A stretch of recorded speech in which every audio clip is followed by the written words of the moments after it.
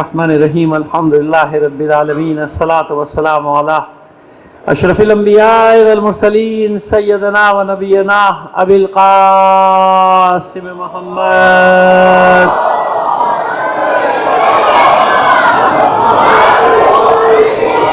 وآلہ الطیبین الطاہرین المعصومین ولعنۃ اللہ علی اعدائہم مجمعین من الآن الی قیام یوم الدین اما بعد فقد قال اللہ تعالی فی کتابہ المبین وہو اصدق القائلین وقولہ الحق بسم اللہ الرحمن الرحیم ان اللہ یأمر بالعدل والاحسان صلوات بھیجئے محمد آل محمد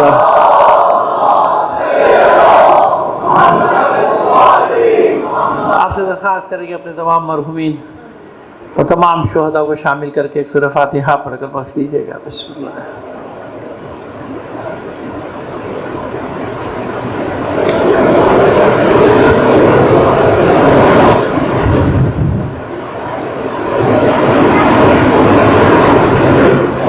ایک صلوات عنایت فرما دیجیے گا محمد آل محمد.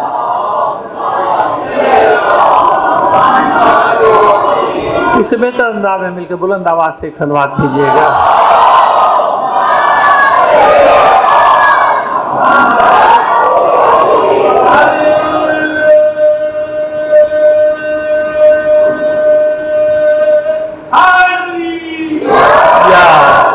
جزاک اللہ.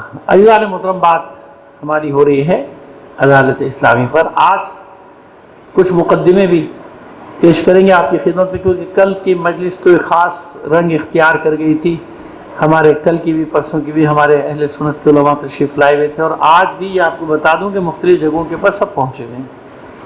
کہ اب یہ روز آنا ایک سلسلہ ماشاءاللہ چل پڑا ہے کہ ہماری مجالس میں بغیر بلائے نہیں، کہ بھائی کچھ کو تو ہم بلاتے ہیں نا، جیسے ہمارے دوست ہیں، ہم نے کہا بھائی آ جائیے گا. کچھ خود آپ وہاں سے آتے ہیں، پیغامات آتے ہیں کہ ہم مجلس میں آنا چاہتے ہیں، کوئی مسئلہ تو نہیں. میں نے کہا بھائی ہمارے یہاں کون سا مسئلہ ہے، ہم تو فٹ اسی لیے رہے کہ ہمارے یہاں ہر کوئی آرام سے آ جاتا ہے. ہمارے یہاں کوئی پابندی ہے ہی نہیں، ہے نا. ہم کسی کو روک سکتے ہیں؟ ہم کسی کو بھی نہیں روک سکتے. مجلس میں آنے ہو، مجلس فرش اعضاء ہمارا ہے نہیں جو ہم کسی کو روکیں گے. اب وہ الگ انتظامات کے لیے باہر چلو ذرا شروع، وہ بھی حالات نے ایسا کر دیا. اور نہ پہلے تو ایسا بھی نہیں تھا، جو مرضی آ کے بیٹھ جاؤ. اسی لیے مسجد الگ، عزا خانہ الگ ہم اسی لیے بناتے ہیں کہ بھئی غیر مسلم بھی آنا چاہے تو حسین کی مجلس میں آ جائے، ہے نا. سمجھ میں آئی؟ وہ وہاں تو روکا جا سکتا ہے، حسین کی مجلس تو آپ کی ہمت نہیں کہ آپ کسی کو روک دیں. تو غیر مسلم آ رہا ہو کہنے بھائی یہاں سے مسلمان آ گئے، شیر نہیں ہے. مجلس میں تو وہ بھی ہے. کربلا میں آپ دیکھیں نا، سب آ رہے ہیں نا، مسیحی بھی آ رہے ہیں، ہندو بھی آ رہے ہیں، سب آ رہے ہیں کربلا میں. کربلا میں کوئی پابندی، حسین کا در سب کے لیے ماشاءاللہ کھلا ہوا ہے. تو آج بات کو لے کر ہم آگے بڑھتے ہیں. ہم نے پرسوں جہاں پہ بات کو ختم کیا تھا کہ یہ آپ کی خدمت میں عرض کیا تھا کہ یہ کل بلکہ یہ عرض کیا تھا کہ عدالت یعنی یہ ظلم جو ہے اس کی کچھ وجوہات ہوتی ہیں. ظلم جو انسان کرتا ہے نا، لالچ، ہوس، یہ دیکھیے پہلے دن سے شروع کیا. آپ کو کہنا اب کیسے قائم ہوگا، کیا قائم ہوگا؟ دیکھیے پہلے دن سے جب 4 آدمی تھے نا تو ظلم اور عدل سامنے آ گیا تھا. آیا تھا کہ نہیں آیا تھا؟ روئے زمین پہ تھے ہی 4 آدمی، ماں باپ اور 2 بیٹے، جناب آدم، جناب حوا علیہ السلام، اور حابیل قابیل. 2 ہی تھے نا. ایک نے ظلم کیا، ایک پر ظلم ہوا. ایک نے ظلم کیا، ایک پر ظلم ہو. تو آغاز تو ہو گیا تھا نا، مارکے کا آغاز ہو گیا. وہ پھر بڑھتی گئی، وہ وہ عادت، وہ جینز میں آتا چلا گیا نا. قابیلیوں کی جینز میں آتا چلا گیا، حابیلیوں کی جینز میں آتا چلا گیا. یعنی ہر زمانے میں یہ ٹکراؤ حق اور باطل کا رہا. آج بھی وہی لڑائی ہے، آج بھی وہی جنگ ہے، آج بھی سب کچھ وہی ہے. اب اس میں ایک مسئلہ بڑا اہم آتا ہے.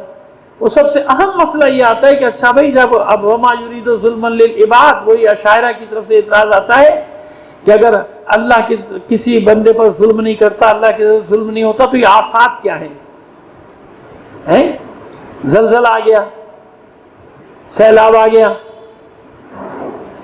اور جناب اللہ بچائے روزانہ ہی آپ سنتے حادثہ، بچوں کی بس جاری ہے، پہاڑی علاقوں کی سیر کو الٹ گئی، کھائی میں گر گئی، خدا نہ کرے. لیکن ہوتا تو ہے نا، آپ کے سامنے ہوا تھا. کئی حادثے ایسے ہو چکے ہیں. وہ یہ کیا ہوا بھائی؟ ان کا کیا جرم تھا، ان کا کیا گناہ تھا؟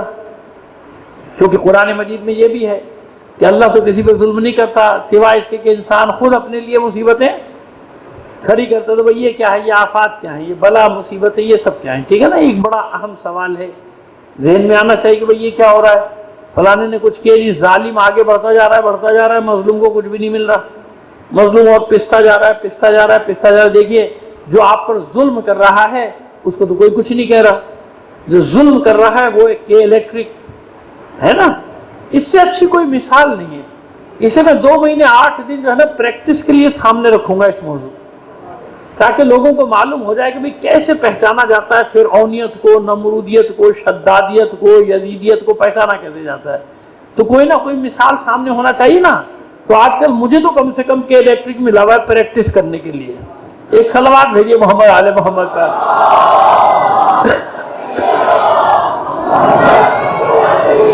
یعنی یہ ایک ایسا گورکھ دھندا ہے کہ آپ کو کچھ بھی پہلے کچھ معلوم ہوتا تھا آپ کو ہے کہ فنی سائل کیا ہے تو یہ کیا ہے تو وہ کیا ہے، فیول ایڈجسٹمنٹ کیا ہے، یہ کیا ہے، اس کو فلاں ٹیکس کیا ہے، وہ ٹیکس کیا ہے، یہ ٹیکس کچھ پتا ہوتا تھا؟ کچھ نہیں. انہوں نے آپ کو گورکھ دھندے میں ڈال دیا، آپ کو کچھ نہیں معلوم ہوتا، بل آتا تھا سیدھا سیدھا دے دیا بھائی ختم ہو گیا. ایسا تھا نا. ابھی کیا گورکھ دھندا ہے؟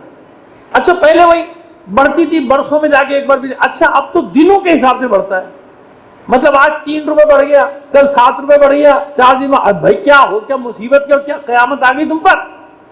تو بقول کسی کے تو اخبار کی خبر ہے کہ مہنگائی امریکہ میں ہوتی ہے بھر ہمر ہے، وہاں مہنگائی میں ہو رہی ہے، وہ ہم سے وصول کر رہے ہیں اپنی مہنگائی، جنگ بول رہے ہیں، دفاعی فنڈ ہم دے رہے ہیں ان کا.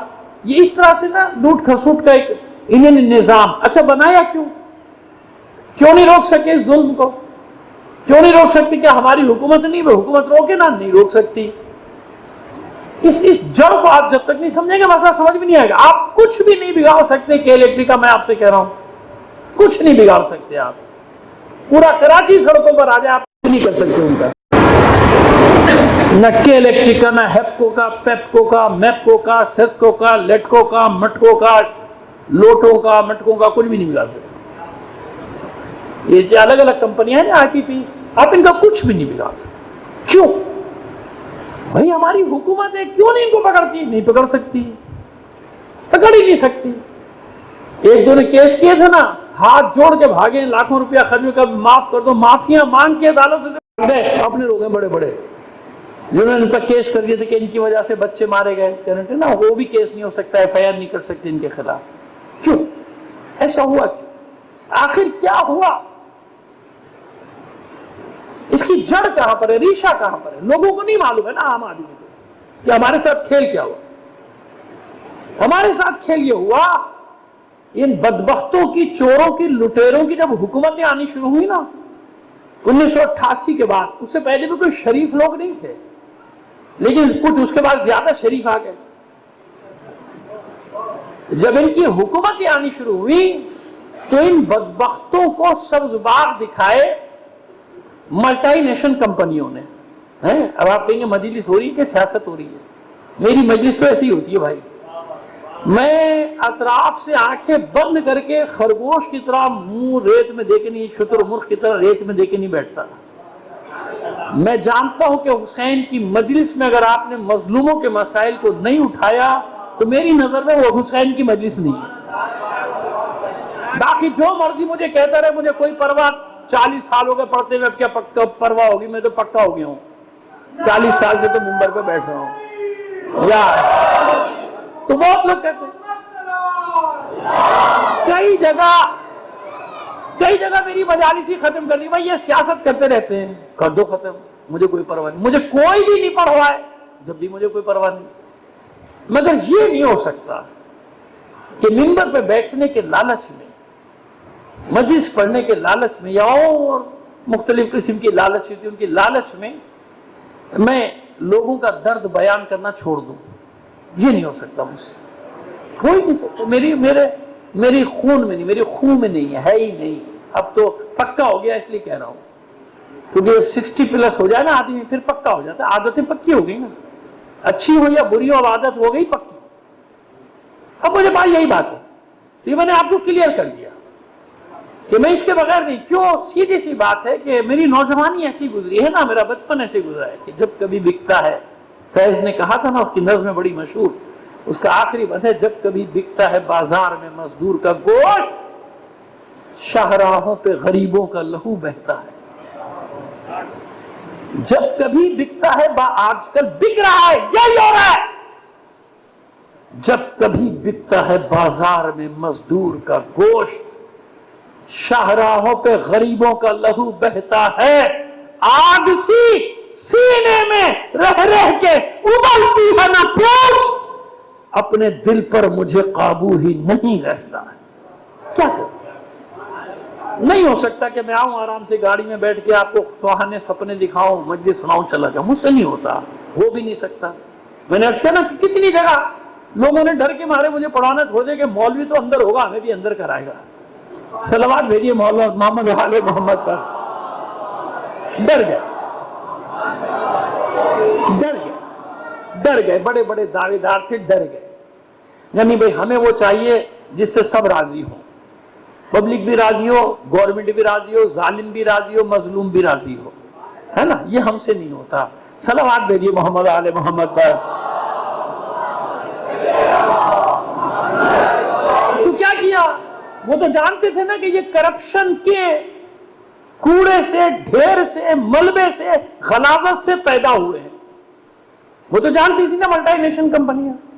انہیں نے تو ہم پر چھوڑا تھا ان سب کو، اور اسی لیے چھوڑا تھا. بتا رہا ہوں کیا کیا انہیں نے. وہ جانتے تھے یہ غلاظت کے ڈھیر سے، کرپشن کے غلاظت کے ڈھیر سے پیدا ہوئے.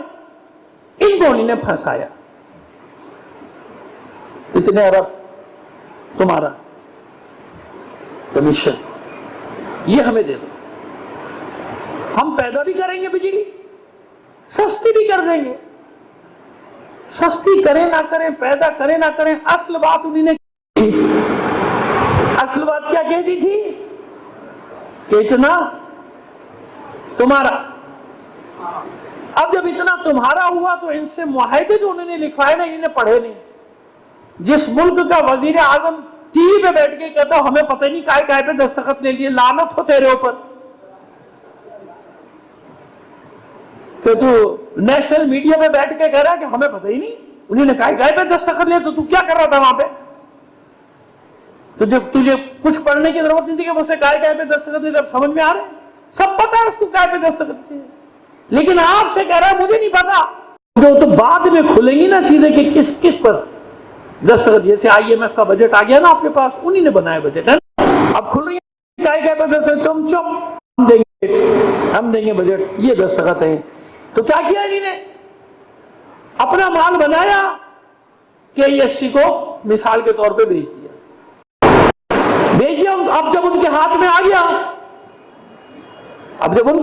تو معاہدے میں وہ لکھ چکے ہیں پیدا کریں نہ کریں، بجلی بنائیں نہ بنائیں، تمہیں اتنا مال 23 ارب روپے ہر مہینے ہمیں دینے ہیں. 2300 ارب، 23 ارب نہیں، 2300.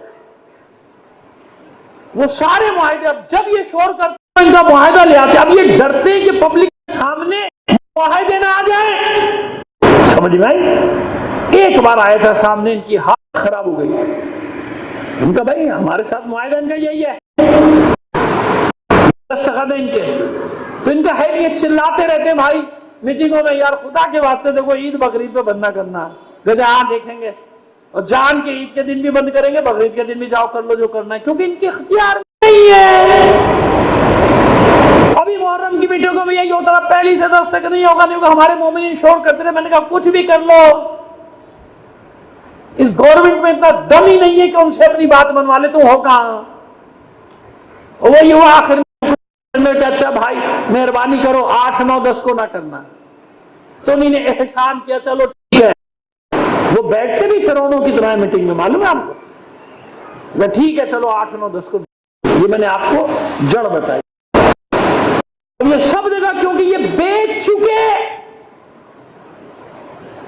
اس لیے کی کوئی رٹ نہیں، اس لیے وہ جو مرضی ریٹ دیتے ہیں. نیپرا پیمرا ٹیمرا شیمرا جو بھی سب بکواسلے سامراجی پٹھو ایجنٹ، ان کے نوکر، ان کے غلام، جس کو بھگت رہیں گے 25 کروڑ کیڑے مکوڑے. عوام سے جب وہ عوام کی بات کریں سمجھ لو وہ خود ہے، اپنے آپ کو وہ عوام سمجھتے ہیں، اپنے مقدمے ختم کر لیے، اپنے باقاعدات لے لیے، اپنے سارے پیسے واپس لے لیے، اپنے آپ کو بری کر لیا۔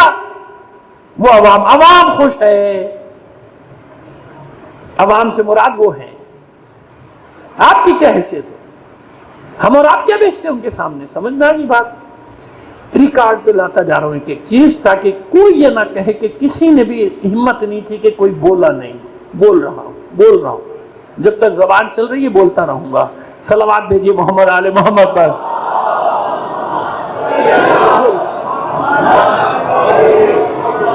اور سمجھ میں آئے کہ یہ انہی نے اس طرح ہر چیز کا پہلے یہ ادارے کو ناکام خود بناتے ہیں۔ جب تک اسٹیل مل کو نقصان میں شو نہیں کریں گے بیچیں گے کیسے؟ نہیں چل رہا بیچ دے۔ سمجھ میں آ گئی بات؟ خرب 500 کھرب روپے کی زمین کوئی کیا کریں گے؟ اربوں رشوت لے کے چند ارب میں بیچ دیں گے۔ یا یہ نہیں چل رہی، لاس میں جا رہی ہے، فلائٹیں لیٹ ہو رہی ہیں، اذیتیں دو لوگوں کو، دو اتنا فیل کرو اس کو، پھر چلا بیچ دو، بھائی نہیں چل رہا پرائیویٹائزیشن کرو،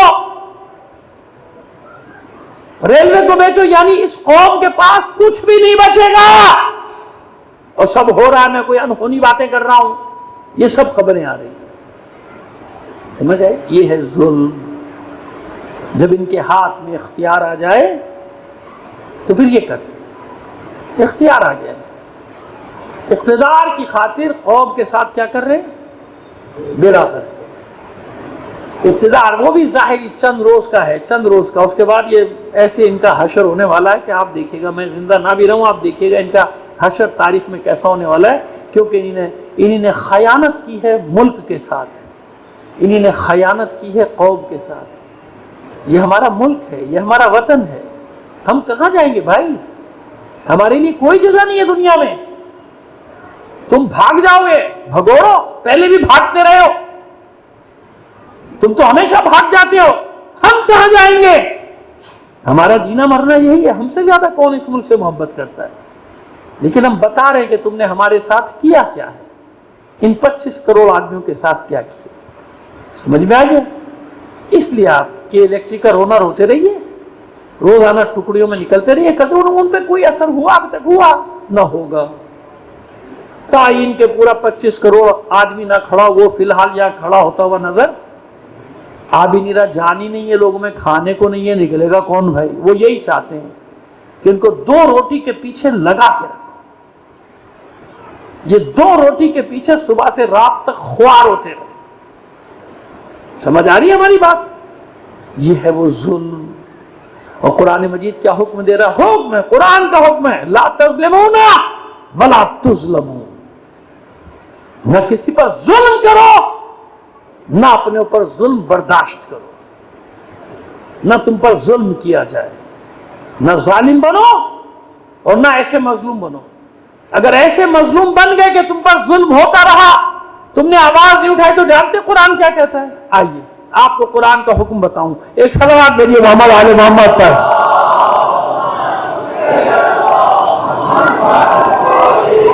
وَتَوَفَّاهُمُ الْمَلَائِكَةُ ظَالِمِي أَنفُسِهِمْ قَالُوا فِيمَا كُنتُمْ قَالُوا كُنَّا مُسْتَضْعَفِينَ فِي الْأَرْضِ قَالُوا أَلَمْ تَكُنْ أَرْضُ اللَّهِ وَاسِعَةً فَتُهَاجِرُوا فِيهَا۔ کچھ لوگ ہوں گے جب ملائکہ ان کی روح قبض کریں گے، ان کی موت آئے گی، تو ملائکہ حیرت سے کہیں گے تم کون لوگ ہو بھائی؟ فیما کنتم، کس گروہ سے ہو، تم کون ہو؟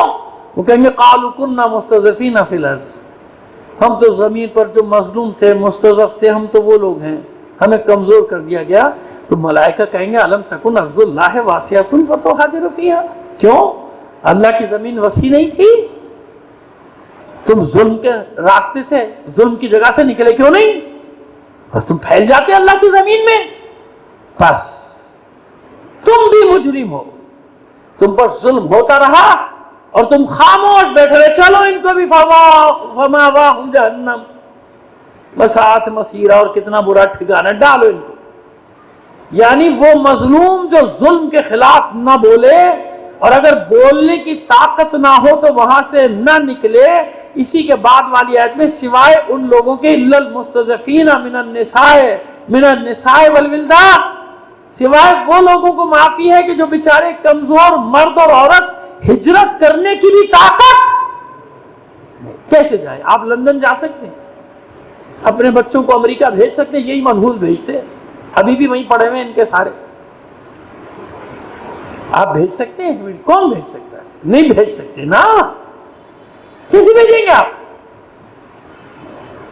کیوں بار بار قرآن مجید کہہ رہا ہے وَمَا لَكُمْ لَا تُقَاتِلُونَ فِي سَبِيلِ اللَّهِ وَالْمُسْتَضْعَفِينَ مِنَ الرِّجَالِ وَالنِّسَاءِ وَالْوِلْدَانِ الَّذِينَ يَقُولُونَ رَبَّنَا أَخْرِجْنَا مِنْ هَٰذِهِ الْقَرْيَةِ الظَّالِمِ أَهْلُهَا وَاجْعَل لَّنَا مِن لَّدُنكَ وَلِيًّا وَاجْعَل لَّنَا مِن لَّدُنكَ نَصِيرًا. کیا ہوا تم لوگوں؟ کیوں ان غریبوں کی مدد کو نہیں نکلتے ہو؟ تمہیں فریادیں سنائی نہیں دیتی مردوں کی، عورتوں کی، بچوں کی، جو اللہ کی بارگاہ میں چلا رہے ہیں معبود ربنا اخرجنا من هذه القرية، اے معبود ان ظالموں کی بستی سے نجات دے، اور اپنی بارگاہ سے ایک ولی بھیج دے، مددگار بھیج دے. ربنا اخرجنا من هذه القرية الظالم اهلها، جس کے لوگ ظالم ہیں، ہم پر ظلم کرتے ہیں، ہمیں نکال. وَاجْعَل لَّنَا مِن لَّدُنكَ وَلِيًّا وَاجْعَل لَّنَا مِن لَّدُنكَ نَصِيرًا. اپنی بارگاہ سے ایک ولی بھیج دے، اپنی بارگاہ سے ایک مددگار بھیج دے. تمہیں سنائی نہیں دے رہی آوازیں؟ وَمَا لَكُمْ، کیا ہوا تم لوگوں کو؟ مرد عورتیں بچے فریاد کر رہے ہیں، چلا رہے ہیں، پکار رہے ہیں، بھوکے مر رہے ہیں، خودکشیاں کر رہے ہیں، اپنے ہاتھوں سے اپنے بچوں کو قتل کر رہے ہیں کہ نہیں کھلا سکتا ان کو. روزانہ آپ سنتے نہیں سنتے، دیکھتے ہیں فرسٹریشن کا شکار لوگ اپنے بچوں کو مار رہے ہیں کہ نہیں پڑھا سکتا، نہیں لکھا سکتا، مارو ان کو. سمجھ میں آئی بات؟ قرآن کہتا ہے اس کے خلاف کھڑے ہو جاؤ. ان الذين قالوا ربنا الله ثم استقاموا تتنزل عليهم الملائکہ. اور جن لوگوں نے ان طاقتوں کے مقابلے میں کہا کہ اللہ ہمارا رب ہے اور پھر استقامت دکھائی، ثابت قدمی کے ساتھ ڈٹ گئے، اللہ ان پر اپنے ملائکہ کو بھیجتا ہے، نازل کرتا ہے، فقر و مباحات کر رہی ہے میرے بندے. کسی فرعون کے سامنے سر نہیں جھکایا.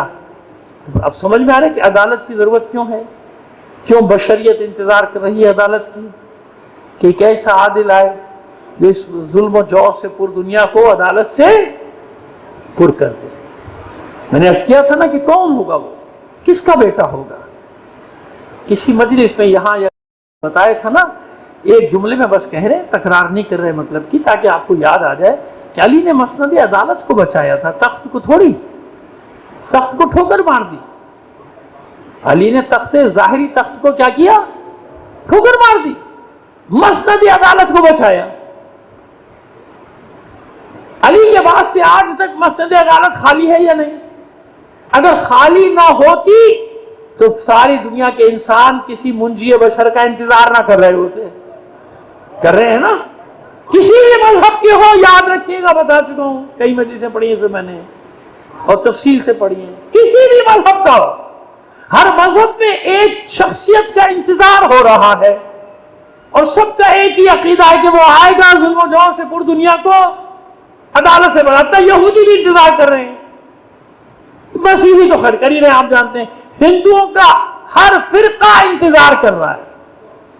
کوئی ویشنووں کا انتظار کر رہا ہے، کوئی رام کا انتظار کر رہا ہے، رام پلٹ کر آئے گا. اور بدھسٹ جو ہے وہ مہاتما بدھ کا انتظار کر رہے ہیں. کنفیوشس کا چائنا میں انتظار، یعنی ایک گرو جو فرقہ اس کو مذہب کو ماننے والا ہے، کنفیوشس کا انتظار. ہر جگہ انتظار انتظار انتظار انتظار تو ہے نا.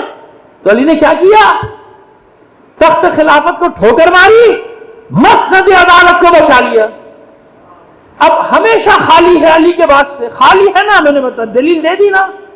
اگر خالی نہ ہوتی تو انتظار کیوں ہوتا؟ یہی تو علی نے اعلان کیا کہ اس مسند عدالت پر یا علی کو بیٹھنے کا حق ہے یا علی کا بیٹا آ کر بیٹھے گا. یا علی کا، سمجھ میں آئیے.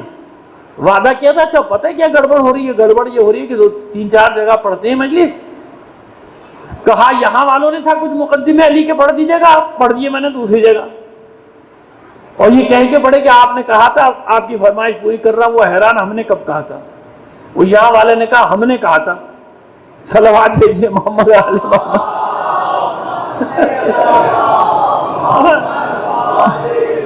جب یہاں پہنچا تو یہاں والے نے کہا قبلہ ہم نے کہا تھا، وہاں پڑھ دیا آپ نے۔ میں نے کہا بھائی بڑھاپے میں یہی ہوتا ہے، اب بڑھاپا آ گیا اوور 60 جب آدمی ہو جاتا تو یہی ہوتا ہے کہ کہا آپ نے تھا پڑھوا دیا۔ وہ پریشان، وہ سمجھ رہا مولانا جھوٹ بول رہے ہیں، مولانا میں نے کب کہا؟ میں نے کہا بھائی پتہ نہیں کسی نے کہا تھا۔ یہاں آگے پتہ چلا کہ انہی نے کہا تھا۔ صلوات بھیجیے محمد آل محمد پر۔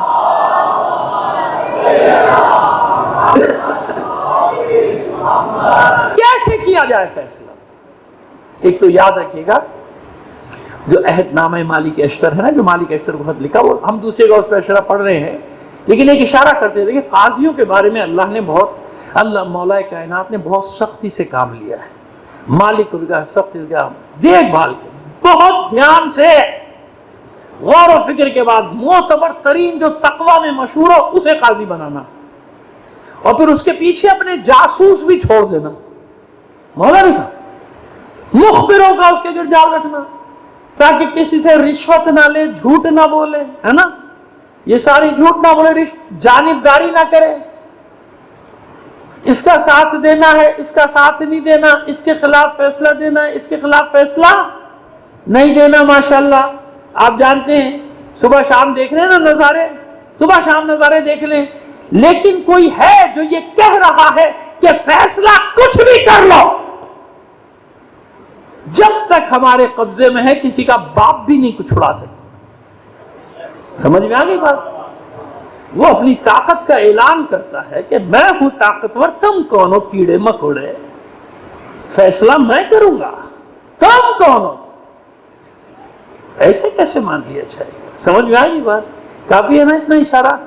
یہ بھی بہت ہے، پہنچ جاتی ہے، میری ہر بات پہنچتی ہے، بڑا دل خوش ہوتا ہے جو مجھے پتہ چلتا ہے کہ میری بات پہنچ گئی، اور پنا رہے ہوتے بہت زیادہ۔ خیر بہرحال چلیے چھوڑیے، ہم تو باتیں کر رہے ہیں 1400 سال پرانی، اب کوئی آج سے مل جائے تو مل جائے، میرا کیا قصور ہے بھائی؟ صلوات بھیجیے محمد آل محمد پر۔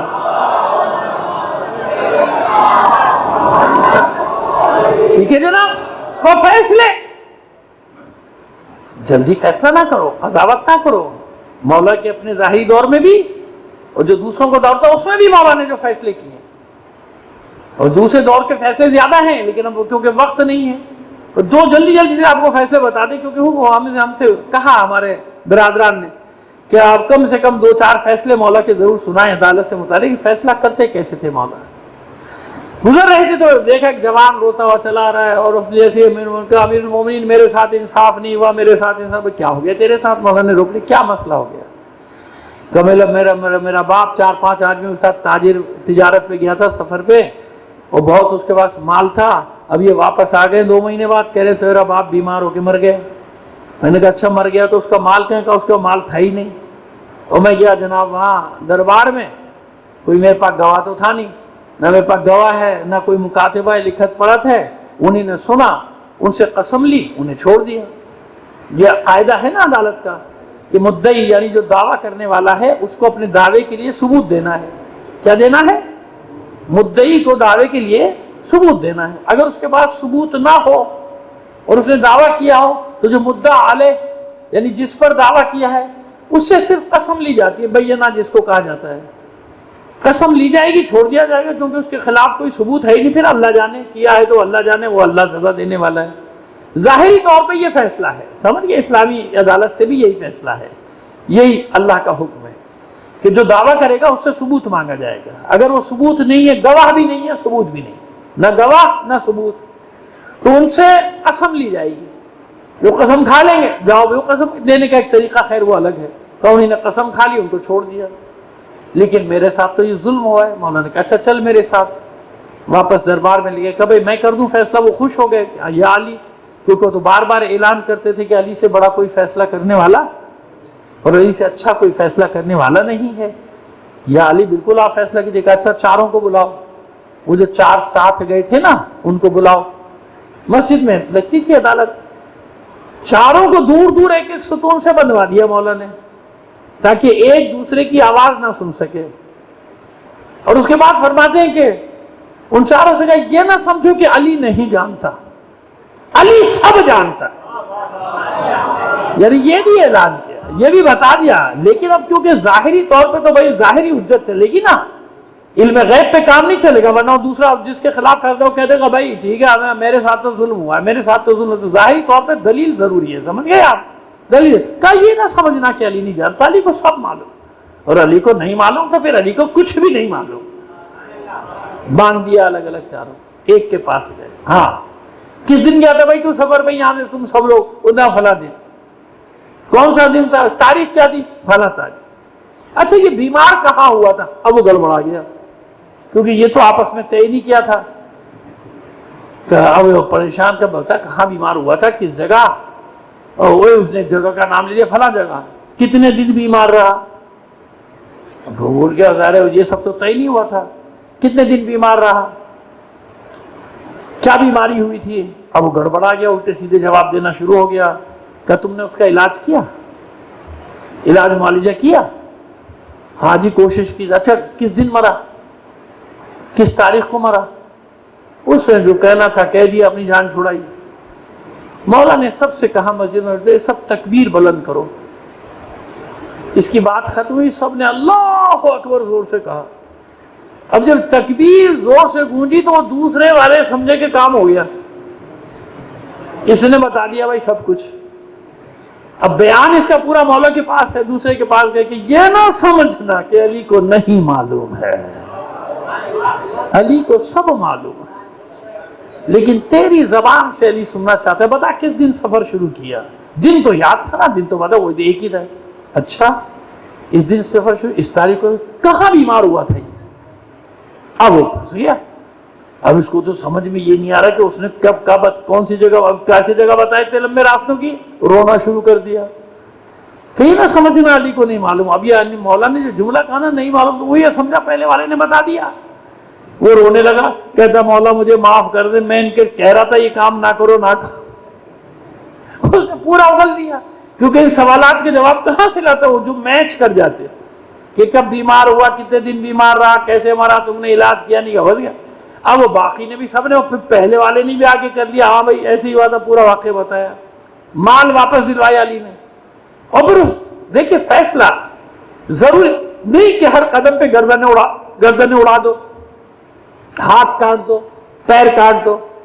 تو علی نے اس کے بیٹے کو اختیار دیا کہ دیکھ تیرا فیصلہ ہو گیا، مال میں اب تجھے اختیار ہے، تو قصاص بھی لے سکتا ہے اور دیا بھی لے سکتا ہے. دیا یعنی وہ دیت، تیرے کو ساکن کر دیا جاتا ہے تو دیت دے دی جائے گی، تجھے دیا دے دیا جائے گا، بتا جس میں تو راضی ہو، ورنہ قصاص جاری ہوگا، ان کو بھی مارا جائے گا. تو اس نے کہا نہیں مجھے دیا دے دو، میرا باپ چلا گیا دنیا سے، مجھے مال مل جائے گا. ان چاروں سے دیا بھی دلوا دیا. یہ وہ ایک اور موقع تھا جہاں پر صاحب حکومت نے اعلان کیا تھا کہ علی نہ ہوتے تو میں، سمجھ میں آ گئی بات؟ حیران ہو گئے نا. علی کا شکریہ ادا کریں گے، علی نہ ہوتے تو آج کیا ہوتا ہے؟ غلط فیصلہ ہو گیا تھا نا. اس سے بھی بڑا فیصلہ علی نے اپنی ظاہری حکومت میں کیا تھا. آپ میں سے اکثر لوگ گئے نا زیارات پہ، کربلا، کوفہ، عراق، شام. تو کوفے میں مسجد کوفہ بھی گئے ہیں، وہاں پہ دقت القضاء ہے نا، ایک جہاں دو رکعت سے پڑھنے، بیچ میں وہ جہاں فیصلے کرتے تھے آپ بیٹھ کے، وہیں پہ وہ تشت والا وہ بھی لگا ہوا ہے تختی، وہاں پہ آپ نے. تو یہ تشت والا کیس کیا تھا؟ میں الفاظ جو واقعہ ہے وہ تو ظاہر تاریخ میں ہے، درج ہے ہر جگہ آپ کا یہ مقدمہ، لیکن یہ کہ میں الفاظ کیوں بدل دوں گا کہ مجھے اچھا نہیں لگتا. چھوٹے چھوٹے بچے، معصوم بچے، نوجوان بچے میری مجلس میں بیٹھے ہوتے ہیں، میری بہنیں بیٹیاں سب سن رہی ہوتی ہیں، تو میں الفاظ کو تھوڑا سا کور کر دیتا ہوں، غلاف پہنا دیتا ہوں تاکہ مطلب پہنچ جائے. وہ لفظ اچھے نہیں لگتے ممبر سے نا. وہ کئی کو پڑھنے والوں کو میں نے سنا وہ کہتے ہیں جی وہاں لکھا تھا. ارے بھائی سب لکھا ہوا پڑھنے کا تھوڑی ہوتا ہے، جو کچھ لکھا تو تجھے کائے کی عقل ہے؟ تو نے کیا ادب پڑھا ہے؟ جب تو الفاظ کو غلاف نہیں پہنا سکتا ادبیات کا تو بھی تیرا فائدہ کیا ہوا پڑھنے؟ جی وہاں لکھا ہوا ہے، بھائی وہاں سب کچھ لکھا ہوا ہے، لیکن طریقہ ہوتا ہے کہ دیکھیے پروردگار عالم نے اپنے حبیب کے لیے قرآن میں کہا کہ دیکھو تمہاری طرح کا ہے، کئی ایسے کہ میں تمہاری طرح چلتا ہوں، تمہاری طرح کھاتا ہوں، تمہاری طرح پیتا ہوں، ہے نا، کہا نا. دوسری باتوں کا ذکر تو نہیں کیا اللہ نے. کیوں؟ خلاف ادب ہے، خلاف تہذیب ہے. یعنی قرآن نے ہی سکھایا کہ بات کو کس طرح سے ادا کیا جانا چاہیے، بات کو کیسے کہنا چاہیے، ہے نا. سمجھ میں آ رہی ہے ہماری بات؟ اب وہ ایک بچی کو پکڑ رہا ہے، اس کے بھائی پکڑ رہا ہے کہ اس کی شادی ہوئی نہیں ہے اور یہ امید سے ہے. اور لوگوں نے دیکھا کہ واقعی ظاہر آثار حمل ہیں اس کی شکم پر، اور وہ رو رہی ہے. مولا اللہ کی قسم، آپ کی عظمت کی قسم، مولا میں نے کوئی گناہ نہیں کیا، میرے کوئی قریب ہو، سب دیکھ رہے ہیں کہ نہیں، سب کریں گے، کیسے پاگل ہے کیا؟ مذاق اڑانے والے بھی تو ہوتے ہیں. ہاں مریم بن رہی ہے نا، نہیں کہیں گے مریم بن رہی ہے یہ تو. جناب مریم کہاں؟ وہ کہہ رہی ہے نہیں میں وہ نہیں کہہ رہی، لیکن مجھے کسی نے چھوئی نہیں. مولا جانتے ہیں نا، مولا ہر بات میں کہتے ہیں میں جانتا ہوں، لیکن نہیں، فیصلہ سب کے سامنے ہونا چاہیے نا. مولا نے اس بچی کے چہروں کو دیکھا، اس کی معصومیت کو دیکھا، اس کی مظلومیت کو دیکھا. کہ خیمہ لگاؤ یہاں پہ، چادر تان دو، چادر جاؤ اندر. بچی کو اندر بھیجا، 4 خواتین کو بھیجا، جاؤ ایک لگن میں، اس لگن جس کو آپ کہتے ہیں، تھالی تو نہیں کہہ سکتا، بڑا لگن، پانی رکھو، گرم پانی، یعنی اتنا گرم ہو کہ جو برداشت کر سکے بچی، اس میں بٹھا دو اس کو. 4 خواتین کے ساتھ بھیجے گا. آپ سمجھ گئے نا؟ آپ میں جو سارے ایک ایک لفظ تو نہیں بتا سکتا آپ کو، میں نے اشارہ کر دیا. اس خیمے میں بھیجا، اس برتن میں، اس ظرف میں 4 خواتین ساتھ ہیں، اوپر سے اس کو چادر ڈال دی گئی لگن کو، اس کو بٹھا دیا گیا گرم پانی میں. تھوڑی دیر کے بعد وہ نارمل ہو گئی. کیوں نارمل ہو گئی؟ جونک کا نام سنا ہے آپ نے؟ جونک چمٹ جاتی ہے تو خون پینا شروع کر دیتی ہے، پیتے پیتے وہ موٹی ہوتی جائے گی، پھولتی جائے گی، پھولتی جائے گی. اکثر حجامت کے لیے بھی جونک کا استعمال ہوتا ہے. عرب وغیرہ ممالک میں حجامت سے مراد یہ نہیں ہے بال کٹوانے والی، یا وہ حجامت جو یہ حکمران ہماری بنا رہے ہوتے ہیں، نہیں. حجامت وہ جس میں خون کی صفائی کی جاتی ہے نا، خون کو نکالا جاتا ہے کہ صاف گندا خون نکال کے کچھ دنوں کا خون تو اس کو نکالو، اس کو حجامت کہتے ہیں اصطلاح میں. تو وہ جناب بیچاری کہیں گئی ضرورت کے تحت گھر سے باہر جنگل ونگل میں کہیں، جونک اس کو چمٹ گئی. سمجھ گئے آپ؟ اب جونک جب اس کے جسم میں داخل ہو گئی تو اس نے وہ خون پینا شروع کیا. جب پینا شروع کیا تو اندر پھولتی گئی نا جونک بڑی ہوتی جاتی ہے. باہر سے بھی لگے گی، جب خون پی تو پھولتے پھولتے پھولتے پھولتے یہ بڑی ہو جائے گی. تو جونک اس کے پیٹ میں بڑی ہوتی گئی، اور جونک بڑی ہوتے ہوتے اب جو دیکھ رہا ہے وہ سمجھ آئے کہ یہ تو پریگننٹ ہے، یہ تو امید سے. سمجھ میں آئی بات؟ اب جب وہ گرم پانی میں اس کو بٹھایا جائے، یا بہت ٹھنڈے پانی میں بٹھایا جائے گا یا گرم پانی میں، تو وہ جب اس کو گرمی لگی تو وہ وہاں سے پھر اس نے سکڑنا شروع کیا، وہ نکل گئی، جونک باہر نکل گئی. جب جونک باہر نکل گئی وہ نارمل ہو گئی. ایک بے گناہ کو سزا سے بچایا نہیں بچایا؟ اب ہمارا معاشرہ ہوتا تو بھائی جو ہے پہلے گردن اڑا دیتے کلہاڑیوں سے، بعد میں سوچتے کیا کیا، ہے نا. پہلے کلہاڑیوں سے مار دیتے یا پہلے گولیوں سے مار دیتے، بعد میں سوچتے کہ کیا ہوا. تو یہ فیصلے علی کرنے میں نا، اس لیے ہمیشہ کہتے تھے کہ جلدی نہ کرو، بھئی سزا تو دینی ہے نا، صبر کر لو تاکہ پوری حقیقت سامنے آ جائے. واقعی کے اور بھی مقدمات، لیکن اب کیونکہ وقت اجازت نہیں دیتا، اب کیونکہ آپ نے مجھ سے کہہ دیا، میں روزانہ عدالت کے سلسلے میں علی کی عدالت، علی جو عدالت لگاتے تھے اس کے مقدمے روزانہ آپ کے سامنے انشاءاللہ پیش کرتے رہیں گے.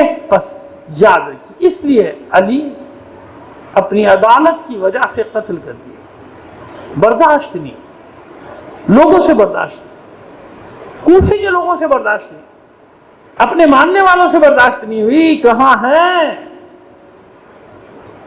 علی نے؟ اگر اپنے کسی ماننے والے نے غلطی کی سزا دی کہ نہیں دی؟ جزا بعد میں دینا اور بات ہے، اسے تو سزا دی. تمیز تو نہیں کی کہ میرا چاہنے والا ہے تو چھوڑ دو، چوری کی ہے تو چھوڑ دو، جانے دو، دوسرا ہے تو اس کا ہاتھ کاٹ دو، اگر ایسا کیا ہے تو بتا دیجیے. یا آنے والا یہ کرے گا کہ نہیں بھائی اپنی پارٹی کا آدمی ہے، اس کو چھوڑ دو، جو بھی اس نے بدکاری کی ہو، چوری کی ہو، فراڈ کیا، چھوڑو چھوڑو، اس سے یہ اپنا ہے. ایسی اس کو عدالت کہتے ہیں؟ نہیں ہے نا. اسی لیے تشیع میں، اصول دین میں عدالت ہے. عدالت کے بارے میں، وہ آئے گا عدالت قائم کرنے، قیامت کے دن بھی تو مسئلہ عدالت لگے گی نا، ظالموں کو ان کے کیے کی سزا ملے گی کہ نہیں ملے گی؟ جب کہہ دیا معصومہ کونین نے اپنے خطبے کے آخر میں تم بھی انتظار کرو ہم بھی انتظار کر رہے ہیں اس دن کا جب وہ عادل حقیقی مسند عدالت پر بیٹھا ہوگا۔ ایک روایت کی تشریح میں نقل کرتے ہیں، روایت تو ہے لیکن اس روایت کو تفصیل سے جب مقاتل میں لکھتے ہیں، تشریح کرتے ہیں علماء، تو معصومہ کے محشر میں، میدان حشر میں آنے کی منظر کشی کرتے ہیں کہ ہاتف غیبی ایک بار ندا دے گا، اہل محشر اپنی آنکھیں بند کر لو، کیوں؟ اب رسول کی بیٹی آ رہی ہے میدان حشر میں، اور پھر اللہ کے رسول کو حکم ہوگا، ائمہ کو حکم ہوگا، علی کو حکم، اپنی آنکھیں بند کر لیجیے۔ وہ حیران ہو کر کہے گا اللہ کے رسول میری بیٹی ہے، علی کہیں گے میری ہمسر ہے، نہیں، آج جس انداز میں آ رہی ہے اے حبیب آپ سے دیکھا نہ جائے گا، علی آپ سے دیکھا نہ جائے گا۔ یہ میں بتا رہا ہوں جو منظر کشی کرتے ہیں علماء، ایک روایت تو ہے کہ اس انداز میں معصوم کونین آئیں گے، نامعلوم کتنے تبرکات ہیں جو ثانیہ زہرا لے کر آئیں گے، لیکن یاد رکھیے گا ایک معصوم کا کرتا ہوگا بچے کا، جسے دیکھ کے اہل محشر میں وہ گریہ برپا ہوگا، وہ حشر برپا ہوگا کہ الامان الحفیظ، جب اس ششمال بچے کا کرتا اپنی آغوش سے وہ نکالے گی معصوم کہ معبود بتا میرے 6 ماہ کے اس بچے نے کیا بگاڑا تھا کسی، کون علی اصغر؟ بس میں منزل پر آ گیا، کون علی اصغر؟ وہ علی اصغر جس کی ماں شب عاشور پریشان تھی، پریشان تھی، تو میں کیا کروں گی؟ صبح سب اپنی اپنی قربانیاں پیش کریں گے، مجھ دکھیاری کے پاس تو کچھ بھی نہیں، ایک یہ 4 سال کی بچی سکینہ ہے، انہیں کہ تو گہوارے میں چند ماہ کا بچہ، علی اصغر کے گہوارے کو پینگ بھی دے رہی ہیں اور یہ بھی کہہ رہی ہیں کاش تو اتنا بڑا ہوتا کہ تلوار ہی اٹھا لیتا، تو میں تجھے اپنے والی حسین کی نصرت کے لیے تو بھیج دیتی۔ رو رہی کہ میرے پاس قربان کرنے کو کچھ نہیں، اور میں کہتا ہوں کہ کتنی عظیم ماں ہے یہ، اور کیسی اس کی نیت ہے کہ مشیت نے بھی طے کر لیا کہ فاتح کربلا بھی اسی کا بیٹا علی اصغر ہوگا، اور فاتح شام بھی اس کی 6 ماہ کی بچی سکینہ ہوگی۔ اور شاید روایت تو نہیں، گمان ہے، میرا دل کہتا ہے کہ جب ماں یہ گفتگو کر رہی ہوگی، رو رہی ہوگی، تو شاید علی اصغر گہوارے میں ہمک کر اپنی ماں کو سمجھانے کی کوشش کرتا ہو، معذر گرامی ذرا عصر عاشور کو آنے دیجئے، پھر دیکھیے آپ کا علی اصغر کیا کرے گا۔ عصر عاشور آئی، وہ لمحہ آیا، قیامت کا لمحہ، جب حسین نے اپنے ہاتھوں پر علی اصغر کو بلند کیا، رباب کا کملایا ہوا پھول جب خیمے سے نکل کر میدان میں آئے تھے اور اپنی ابا کا دامن ہٹایا تھا، تو سب دیکھ رہے تھے کہ بچے کا عالم یہ تھا کہ چہرے پہ خون نظر نہیں آتا تھا، زردی تھی۔ کیوں؟ کہہ چکے تھے نا حسین کہ کئی پہروں کا پیاسا ہے، اس کی ماں کا دودھ بھی خوش ہو گیا۔ اور میں نے خود یہ الفاظ مقتل میں پڑھے ہیں کہ عالم یہ تھا کہ علی اصغر کے ہونٹ ایسے ہل رہے تھے جیسے جب مچھلی کو ساحل پر پھینک دیا جائے، تڑپتے تڑپتے تڑپتے جب اس کا دم نکلنے لگتا ہے تو اس کے ہونٹ صرف اس میں جان ہوتی ہے، وہ پھڑک رہے، لب ہل رہے، تو یہ عالم تھا حسین کے معصوم بچے کا۔ اور جب کسی کو ترس نہ آیا، حسین نے ریت پر بھی رکھ دیا تھا، دور ہٹ گئے تھے، خود آ کے پلا دو، تو پھر حسین نے آغوش میں لے کر ایک جملہ یہی کہا کہ میرے لال تو بھی تو حجت خدا کا بیٹا ہے، بس حجت تمام کر دے۔ یا یوں کہوں کہ علی اصغر کو جنگ کی اجازت ملی، حملے کی اجازت ملی، ادھر علی اصغر نے حملہ کیا، پورا لشکر عمر سعد پسپا ہو گیا۔ کیسا حملہ تھا علی اصغر کا؟ ایسا حملہ تو نہ عباس نے کیا نہ علی اکبر نے کیا۔ لشکر منہ پھیر پھیر کر رو رہا ہے، اپنے ہتھیار زمین پر پھینک دیے، پسر سعد کے سر پہ پہنچ گئے، واپس لے، اس بچے کو پانی پلانے کا حکم دے ورنہ ابھی آپس میں تلوار چلے گی، ابھی خون کی ندی بہ جائے گی۔ یہیں گھبرا گیا پسر سعد، ہرملہ کو آواز دی، ہرملہ اقطع کلام الحسین۔ اور اس ملعون سے یہی تو کہا تھا کہ حسین کے کلام کو قطع کر دی۔ یہ کب کہا تھا؟ ماہے کے گلے میں تیر اتار دے۔ میرے اجداد یہ جملے پڑھتے تھے، میں بھی انہی کے حوالے سے ہمیشہ پڑھتا ہوں کہ نشانہ لیا تھا ہرملہ نے حسین کی گردن کا، کیونکہ حکم ہوا تھا اقطع کلام الحسین، لیکن ابھی حسین کا آخری سپاہی زندہ۔ نظریں جما دی علی اصغر نے تیر پر، جو ہی تیر چلا قریب آیا، علی اصغر نے ہمت کے اپنی گردن کو سامنے کر دیا تھا۔ پہلے تیر نے علی اصغر کے گلے کو چھیدا، بعد میں حسین کے بازو میں پیوست۔ بس اس تیر کا لگنا تھا، علی اصغر کا من کا ڈھلک گیا، رخ مڑ گیا، اور جب گردن کا رخ موڑا تو پیچھے خیمے کی اور سے ماں دیکھ رہی ہے۔ تو مجھے کہنے دیجئے تیر میں اتنی طاقت نہ تھی کہ علی اصغر کے من کے کو مار دیتا۔ یہ علی اصغر ہے جس نے رخ موڑا ہے اور ایک ابدی تبسم کے ساتھ موڑا، جیسے اپنی ماں کو دیکھ دیکھ کر مسکرا مسکرا کر کہہ رہا ہو، میری ماں دیکھ میں نے کس طرح اپنے بابا کا دفاع کیا، میں نے کیسے اپنے بابا کا دفاع کیا ہے۔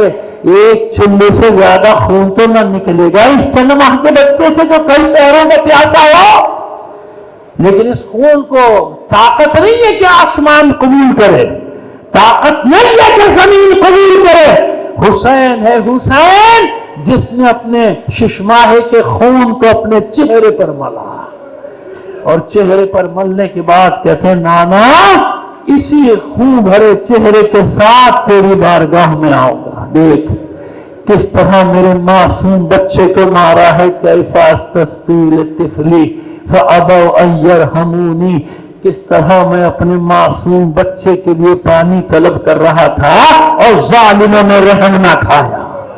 زہر کا سوفار خلاصہ کیا، مختصر کیا، میں نے کئی بار کوشش کی، حسین میں خیمے میں جانے کی ہمت نہیں ہوتی تھی۔ یہی کلمہ تھا زبان پہ، انا للہ و انا الیہ راجعون، رضا بقضائہ و تسلیما لامرہ۔ آخر ہمت جمع کی، خیمے میں داخل ہوئے، بچی پہلے آ گئی تھی دوڑتی ہوئی، بابا علی اصغر کو پانی پلا دیا، میں پیاسی رہ گئی، کوئی جواب نہیں دیا تھا حسین نے، صرف ابا کے دامن کو ہٹایا تھا۔ بچی حیرت سے دیکھتی ہے بھائی کو، کہتی ہے بابا کیا اس عمر کے بچے بھی شہید کیے جاتے؟ بس آخری جملے سنیے، رخصت کیا علی اصغر کو خیموں سے، ڈر ہے حسین کو کہ عصر عاشور کے بعد تمام شہداء کے سر قلم کیے جائیں گے، کہیں میرے معصوم علی اصغر کا گلا بھی نہ کاٹ دیا جائے۔ پشت خیمہ پر آئے، تلوار سے ننھی سی قبر بنائی، علی اصغر کو اس نے چھپایا، قبر کے نشان کو مٹا دیا، آنسوں سے تر کیا۔ لیکن عزاداران حسین ہوا کیا؟ عصر عاشور کے بعد جب شہداء کے سر قلم کیے گئے تو معلوم ہوا کہ جتنے میدان میں مارے تھے ایک کم ہے۔ پھر تلاش کیا گیا قتل گاہ میں، کوئی لاشا نہ ملا۔